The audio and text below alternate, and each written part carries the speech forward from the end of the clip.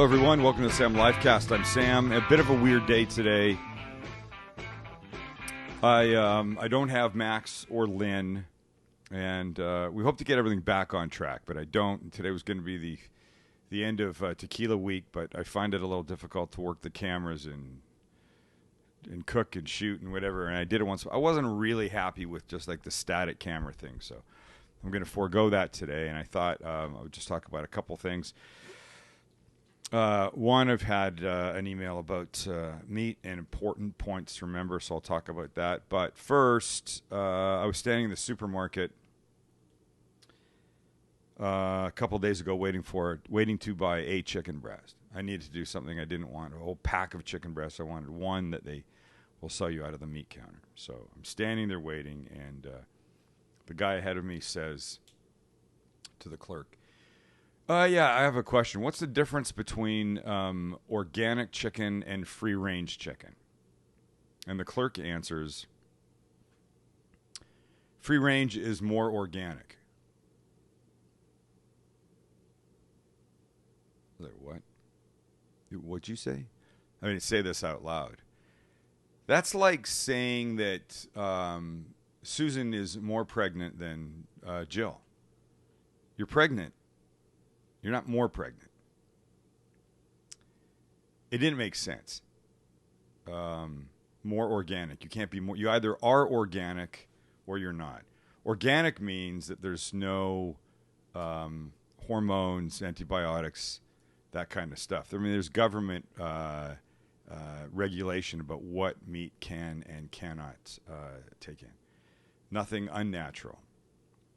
That's organic. Free range simply means that the animal, the chicken in this case, had full access to the out of doors and weren't cooped up. Hey, maybe that's where that term came from. Chicken coop. Cooped up in a little cage all day long. And you can imagine, I mean, presumably it makes for a happier, at least mentally healthier bird. Potentially physically healthier, which would mean the meat would be better. So, but it didn't make sense, and it pissed me off. And you know, the moral is don't take someone's word for it just because they're wearing a lab coat or a shop coat or whatever. You should know these terms. I guess we could probably do a whole show on that kind of stuff, but that annoyed me. It makes me want to come back to the days of just having specialized markets. And I'm not quite old enough to remember that because I didn't do that. I mean, I'm old enough, but I didn't do the shopping then. So, but I remember my mom bought fish from, well, actually a fish guy that would come in a truck, like a food truck down our back alley twice a week. And she'd go out and she'd say what's fresh, and he'd say the salmon's good, the cod's good, the halibut, whatever. The Europeans do this. You go to one store for your, produce, another store for your meat, another store for your seafood. I go to a place in San Diego called Catalina Offshore Products. It's a seafood wholesaler, and they retail to the public. It's all they do is fish. And that means one thing. That's all they know.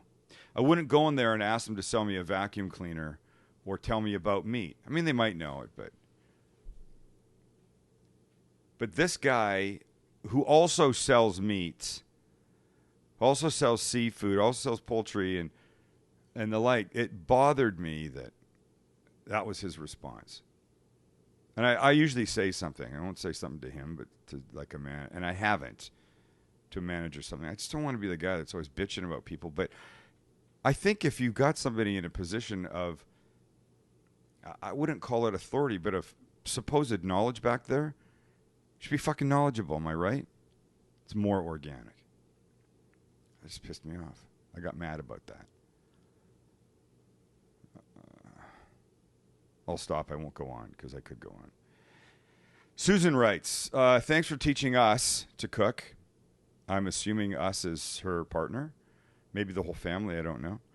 And you notice I use the word partner? It's 2014. You got to be on top of stuff like that. Thanks for teaching us to cook. We've gotten pretty good, but now wonder what are the most important points to remember when cooking meat. Susan, it's a great question. It's a great question. Meat is not complicated. But there's a few things you can do to make your life easy. First rule, which I know you've heard. I know people hear this, but I don't know that it always goes in. I call it the too soon rule.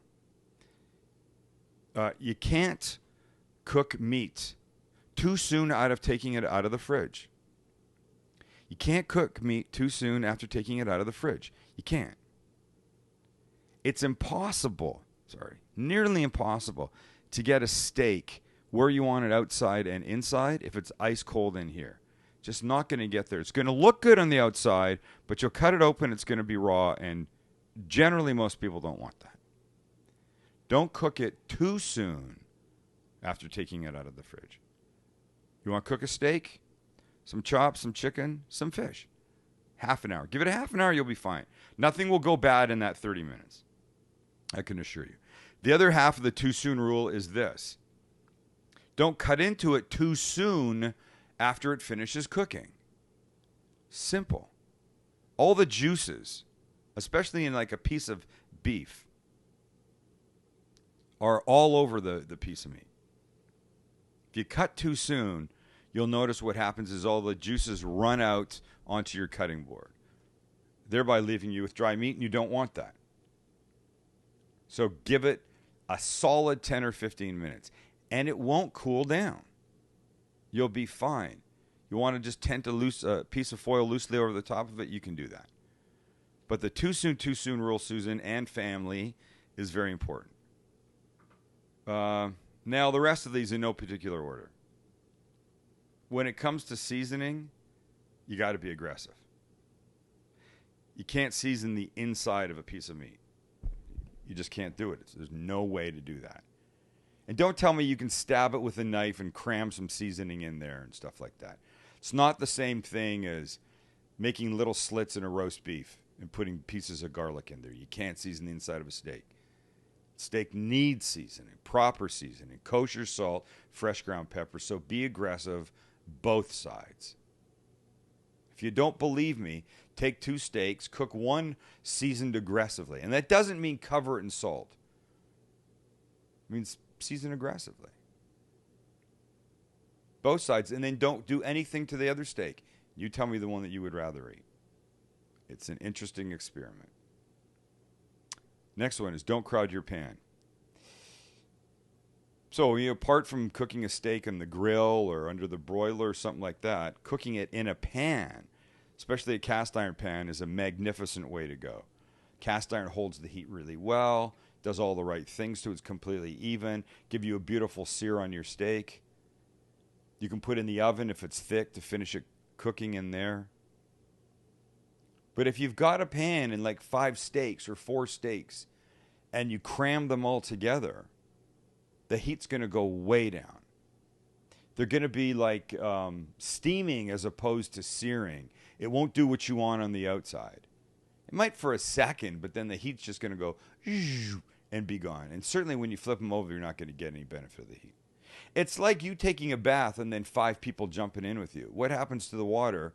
Well, in that case, I suppose it would spill all over the place. But more importantly, it's the temperature is going to go because all those bodies are sucking up the temperature. And that's not what you want in your bath, I don't think. So don't do that. Don't crowd the pan. If you don't have a big enough pan, then cook twice. Chicken, whatever it is. Don't crowd the... And while I'm on pans, don't forget, a lot of heat is a good thing. Get your pan super hot first before you put anything into it. I season the meat. I put a little olive oil on, get my pan super hot, and then I take my steak with a little bit of olive oil, just a bit, kosher salt and pepper, boom, that goes in the pan. Now you're talking searing, gorgeous searing that does all the right things. But you can't do that if your pan's on low medium. Crank it. When it's almost smoking, that's when you can put your steak that's been out of the fridge 30 minutes in. These things will make a tremendous amount of difference to Susan and everybody's cooking. One more. Is it one more? Two more. If you're not sure how long to cook a steak, get a good instant read thermometer. A good instant read thermometer. 130 degrees. Anywhere between 130 and 133, 134 is a beautiful medium rare. I like it at 130. The push test, you can do that, but different pieces of meat push differently. A fillet doesn't cook the same way and feel the same way at medium rares than, say, a New York strip does. You're safest to find yourself a little instant read thermometer and use that. Check out Thermapen, Thermapen, Thermapen, Thermapen. They're expensive. Look for them on sale. But they read, if you just watch the video on their website, you'll want to buy one right away. They read in seconds, like 2-3 seconds as opposed to 14 seconds, like those regular. I know the other ones all say instant read, but they're not instant. 2 seconds, 3 seconds, that's instant. 14 is not instant. There's no shame in using a thermometer. I use one all the time. And not that I'm whatever, forget what I am. We should just be using them. You want meat perfection, you'll get it with that. All right? And the last one is cut against the grain. Cut against the grain. You hear it all the time, but nobody really tells you why. And so here's the deal. Imagine these are muscle fibers in a steak, right?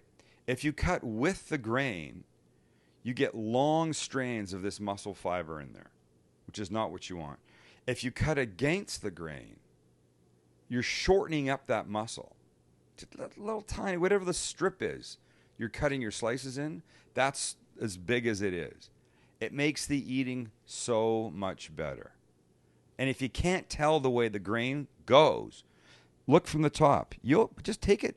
In the beginning, it might take you a bit. Take the steak and just sort of put your fingers on the top and just push just slightly, right? You'll see the grain will show itself. Against the grain, folks. That's all it takes. All right, so let's see. How long have we been? Not that long. 12 and a half minutes. I apologize for the shortened version today, but such as it is. It was what it was. But come back next week. Next week is Burger Week. Yes, Burger Week. Right here on the live cast. 3 different fun burgers that I think you're going to like. All right? Thanks for hanging out with us. I'm wearing a Bad Pickle tee. I'm all that and dim sum. Here's how stupid I am. When I first got this, I thought it was I'm all that, and a bag of chips, that kind of expression. I didn't get that it was more like I'm all that and then some. That's what it's supposed to be. Took me a couple months, but I got it now. BadPickleTees.com. They're great. You'll like them. All right. Thanks for being here. It's Friday. Have a good weekend. Sorry again this was short. Max and Lynn here next week. Have a good weekend. Eat something good. Try one of the tequila things we made this week.